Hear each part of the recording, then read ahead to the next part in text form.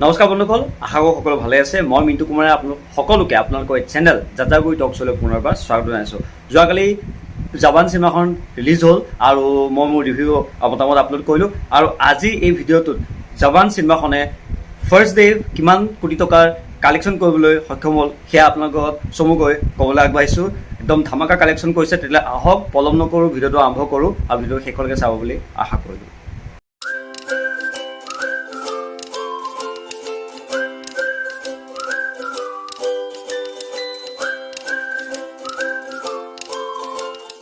শ্বাহৰুখ খানৰ জাৱান চিনেমাখনে বক্স অফিচত ধামাকা তুলি আছে। যোৱাকালি এখন মুক্তি লাভ কৰিলে আৰু চিনেমাখনৰ ৱৰ্ড অফ মাউথ পাব্লিকৰ মাজত ইমান ধুনীয়াকৈ পজিটিভলি প্ৰচাৰ হৈছে আৰু তাৰ পৰিণতিতে এই চিনেমাখনে একদম ধামাকা কালেকশ্যন কৰিবলৈ সক্ষম হৈছে।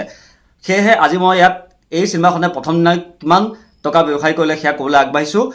এই চিনেমাখনে প্ৰথম দিনা গোটেই ভাৰ্চন মিলাই হিন্দী, তামিল, তেলেগু ভাষাত 3টা ভাষাত ৰিলিজ হৈছে আৰু 3টা ভাষাৰ ভাৰ্চন মিলাই এই চিনেমাখনে প্ৰথম দিনা ইণ্ডিয়াৰ পৰা ভাৰতবৰ্ষৰ পৰা প্ৰায় ৭৫.৫০ কোটি টকাৰ ব্যৱসায় কৰিবলৈ সক্ষম হৈছে গোটেই ভাৰ্চন মিলাই। আৰু ইয়াৰ ভিতৰত হিন্দী ভাৰ্চনটোৱে অল ইণ্ডিয়া প্ৰায় 65.50 কৰোৰ অৰ্থাৎ ৬৫.৫০ কোটি টকাৰ ব্যৱসায় কৰিবলৈ সক্ষম হৈছে।